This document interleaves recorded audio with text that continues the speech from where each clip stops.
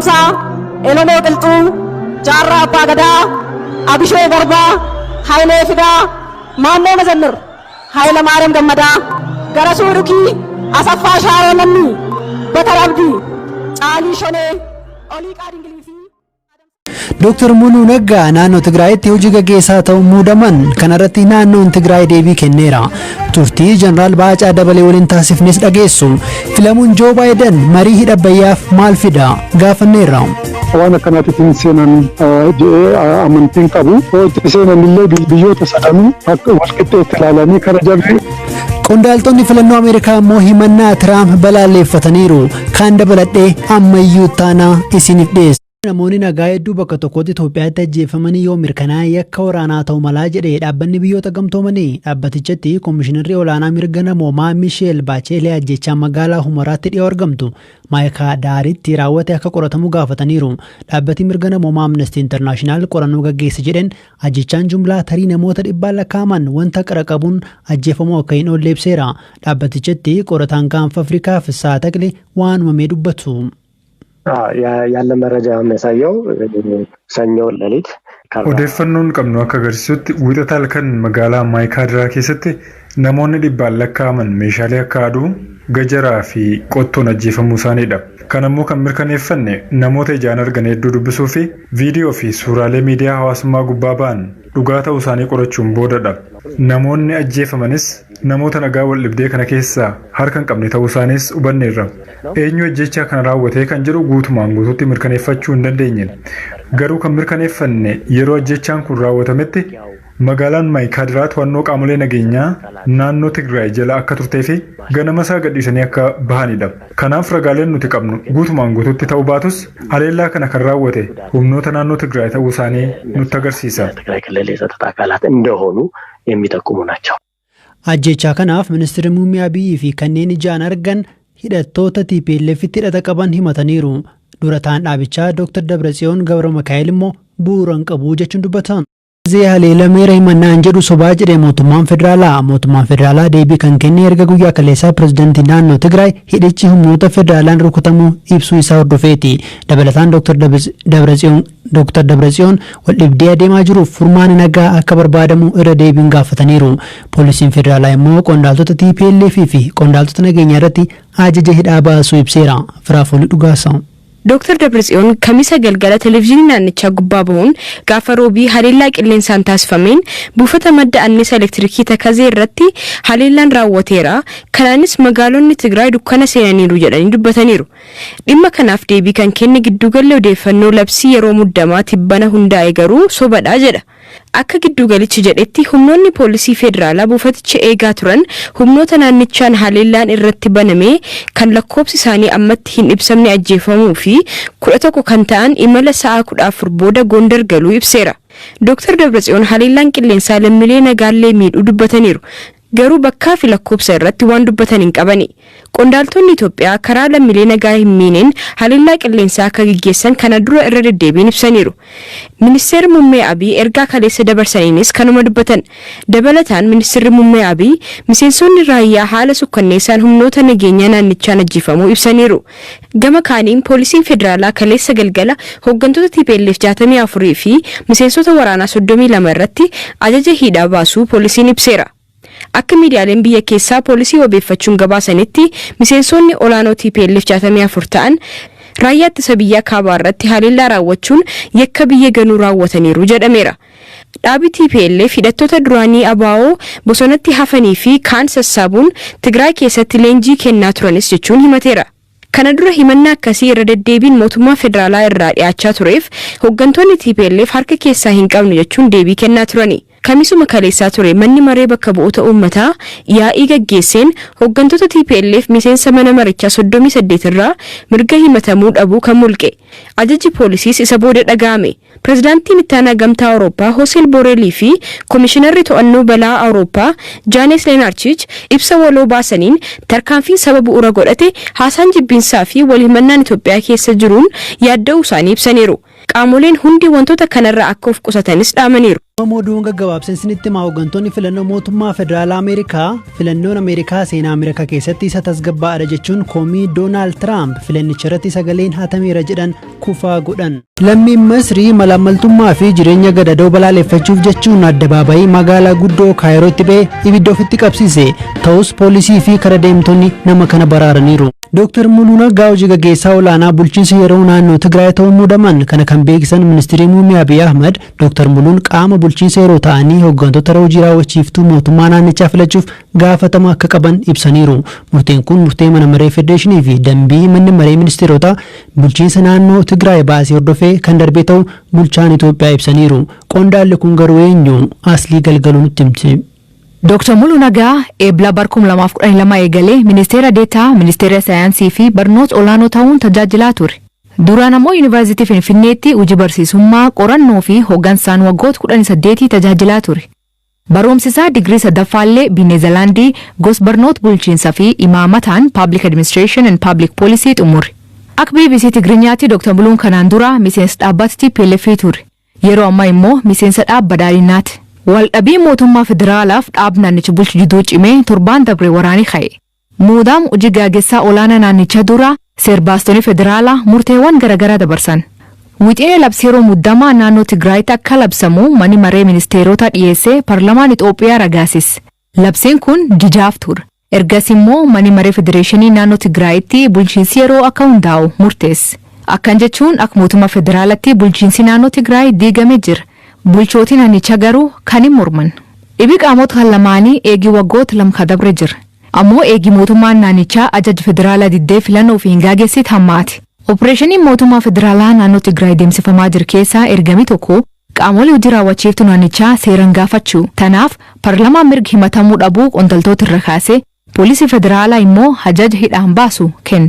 Muudama hojii raawwachiiftuu kanarratti ibsa kan baase naannoon Tigraay adeemsichi abjuudhaa jedheera. Mirgii fi injifannoon wareegamaan mirkaneessine eenyu kan kennus kan dhawwatus miti jechuun deebise. Ameerikaa torban darbee taasifameen Joo Baayiden pirezidaant Tiraamp injifachuun waggoota 4 dhufaniif Ameerikaa bulchuuf hiree argataniiru. Pirezidaant Tiraamp baatii duraan Masriin hidha Abbayyaa rukutti jedhanii ni dubbatan Itoophiyaa biratti mufii guddaa uumeera. Hojii gaggeessaa olaanaa waajjira teeknikaa baha Abbayyaa kan ta'an obbo Faqqaa Ahmad Nagaash Itoophiyaafis ta'e marii biyyoonni sadii taasisaniif filatamuun Baayiden oolmaa guddaadha jedhaniiru. Pireezidaant Tiraamp pireezidaantoota Ameerikaa keessaa adda jiranii waan isaan dubbataniif waan isaan hundi waan akka qabu miti. Pireezidaant Tiraamp kaa'uun isaa biyyi Ameerikaa marii biyyoonni kun gochuu jirtu iddoo akka hin seenne waan go'uuf hoo seenanis immoo hundumaa walqixxeedhaan akka ilaalan waan jara qarqaaruuf biyyootiin dhiyootii karaa mariifuu wayim karaa walii gadiitti waan jiran qabu. Sudaanis karaatti akka deebitu hin beekamu maaliif Itoophiyaa wajjin mari'an hojjete talay mangistiin Tiraamp deeme waan kana dhiistee akka duriitti Itoophiyaa wajjin karaa hojjechuutti kan deebitu natti fakkaata. Baayiden Tiraamp irraatii ilaalcha adda ta'e qabaatu jettaniitti yaaddu. Tiraamp poolitikanyaa miti. Dippilomaatis miti. Baayiden poolitikanyaa waggaa 40 caalaa poolitikaa keessaan turanii kanarraan Baayiden pireezidaant Obaamaa wajjin waggaa 8 wajjin hojjetanii kanaaf jecha biyya Afrikaa kanallee dambumatti beeku. Dippiloomaasiis hin beeku, poolitikaas hin beeku. Kana jecha isaan kana waan akkanaatti hin seenan jedhee amantiin qabu. Yoo itti seenanillee biyyoota sadanuu akka walqixxeetti ilaalanii kara jarri waliin gariitti kan itti dhufan go'u malee akka biyya tokko bichaa qarqaranii kaan irratti dhiibbaa go'u waan hin qabu.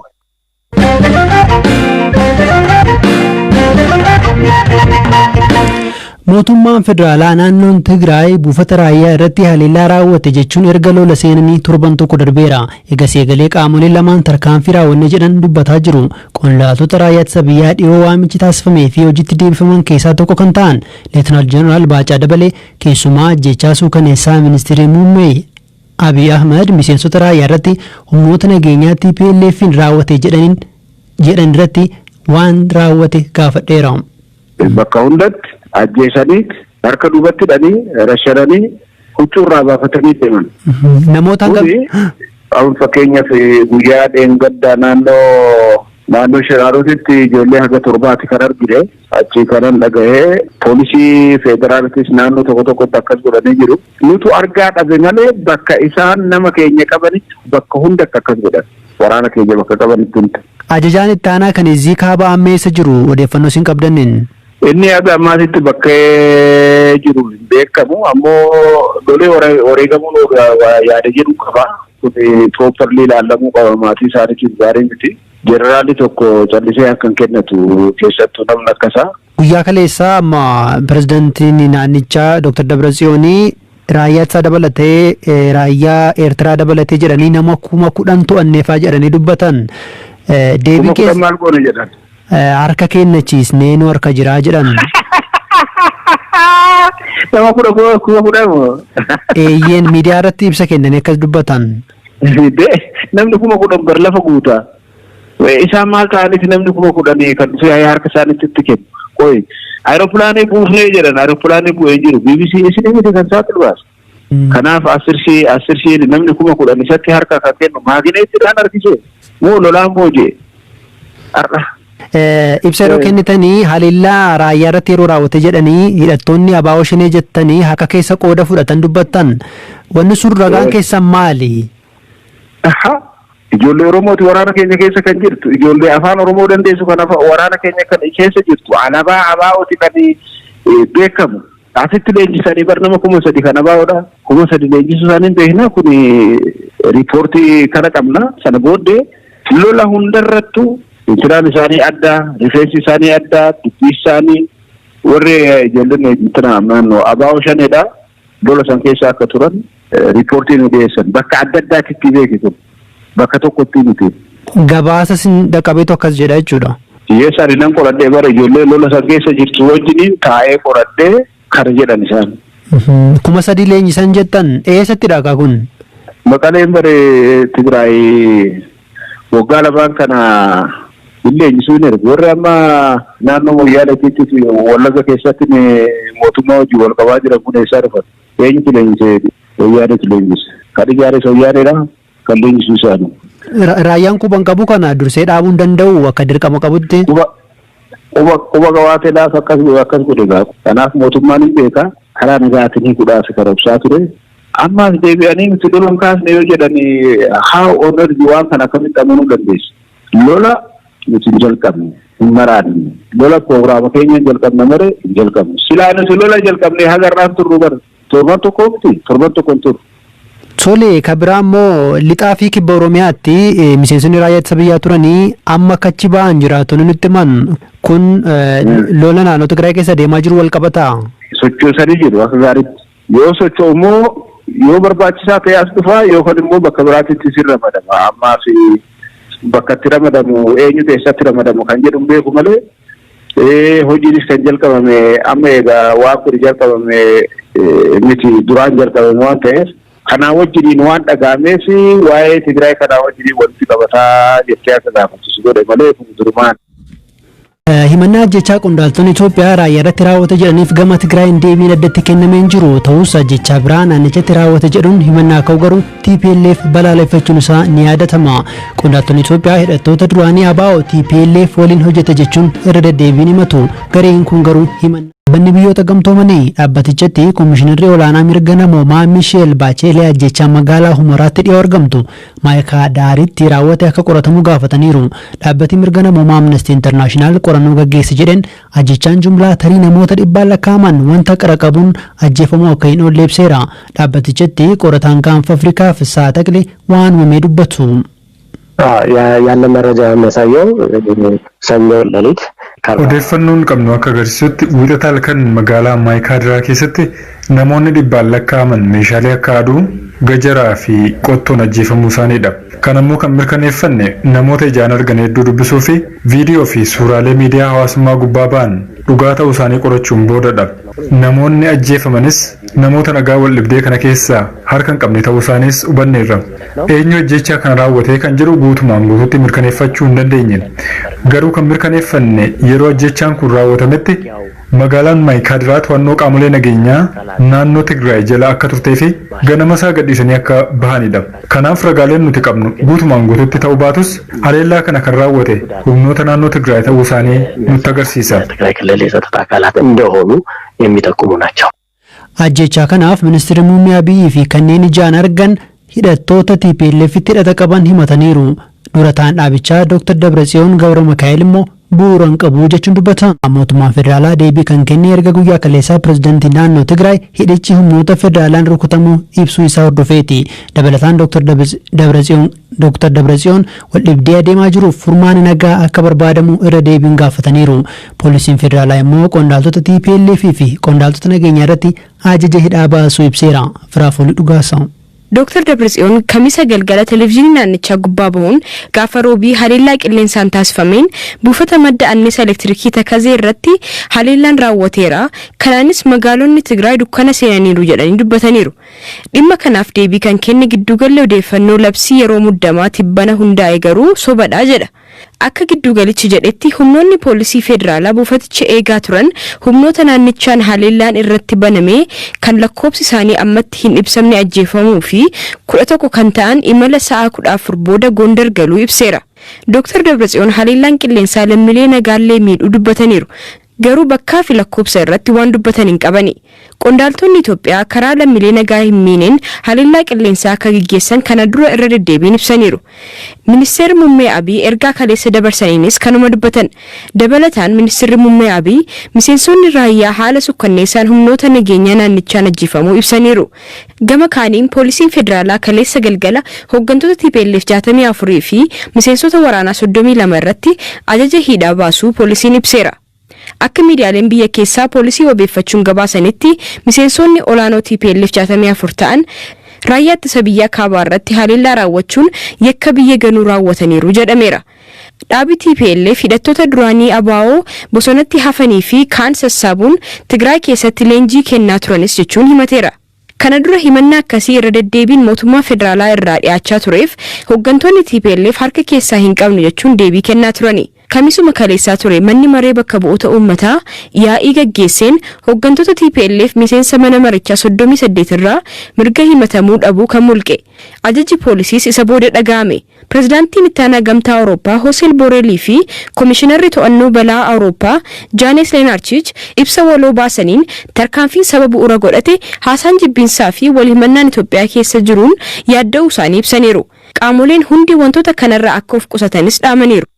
Dr. Muluuna Gaawji gaggeessaa olaanaa bulchiinsa yeroo naannoo Tigraay ta'uun muudaman kana kan beeksisan ministeerri muummee Abiy Ahmed Dr. Muluun qaama bulchiinsa yeroo ta'anii hooggantoota hojii raawwachiiftuu mootummaa naannichaa filachuuf gaafatama akka qaban ibsaniiru.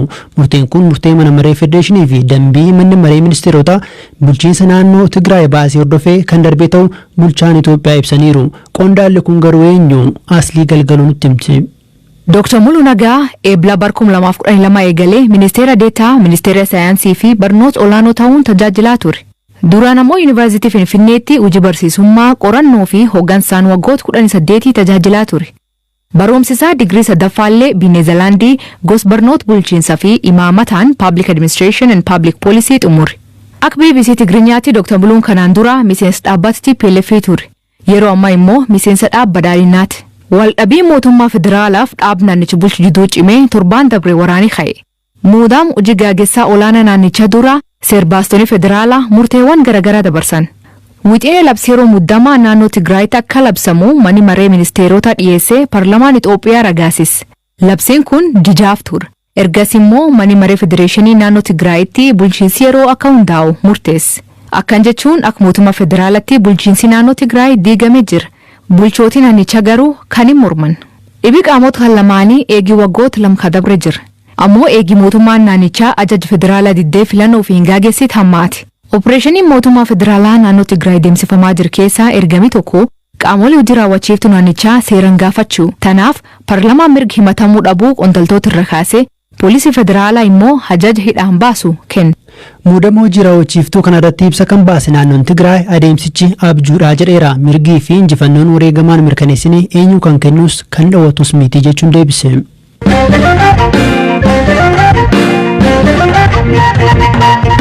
Filannoo Ameerikaa torban darbee taasifameen Joo Baayiden Pireezidaant Tiraamp injifachuun waggoota hordofaniif Ameerikaa bulchuuf hiree argataniiru. Pireezidaant Tiraamp baatii dura Masriin hidha Abbayyaa rukutu jedhanii ni dubbatan Itoophiyaa biratti mufii guddaa uumeera. Hojii gaggeessaa olaanaa waajjira teeknikaa baha Abbayyaa kan ta'an obbo Faqqaa Ahmad Nagaash Itoophiyaafis ta'e marii biyyoonni sadii taasisaniif filatamuun Baayiden oolmaa guddaadha jedhaniiru. Pireezidaant Tiraamp pireezidaantoota Ameerikaa keessaa adda jiranii waan isaan dubbataniif waan isaan hundi waan akka qabu miti.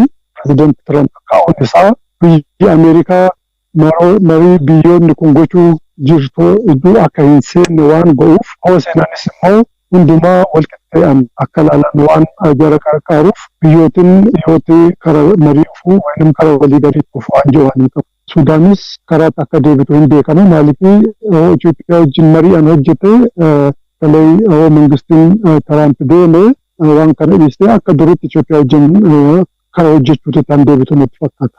Baayiden Tiraamp irraatii ilaalcha adda ta'e qabaatu jettaniitidha yaaddu? Tiraamp poolitikanyaa moti, dippiloomaatiis moti. Baayiden poolitikanyaa waggaa 40 caalaa poolitikaa keessaan turanii. Kanarraan Baayiden pireezidaant Obaamaa wajjin waggaa 8 wajjin hojjetanii kanaaf jecha biyya Afrikaa kanallee dandeematti beeku, dippiloomaasiis hin beeku, poolitikaas hin beeku. Kana jecha isaan kana waan akkanaatti hin seenan jedhee amantiin qabu. Yoo itti seenanillee biyyoota sadanuu walqixxeetti ilaalanii kara jarri waliin gariitti kan itti dhufan go'u malee akka biyya tokko bichaa qarqaranii kaan irratti dhiibbaa go'u waan hin qabu.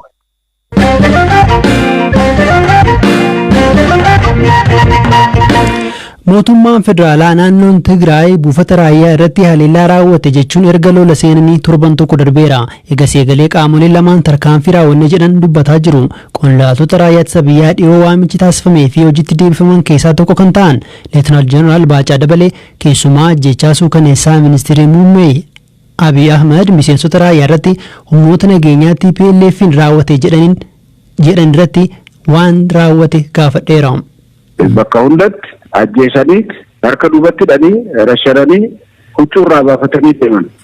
Namoota hangam fakkeenyaaf guyyaa dheengaddaa naannoo Shiraarotitti ijoollee haga 7 kan argine achi kanan dhagahee poolisii federaalatis naannoo tokkotti akkas godhanii jiru. Nutu argaa dhabe malee bakka isaan nama keenya qabanitti bakka hundatti akkas godhan.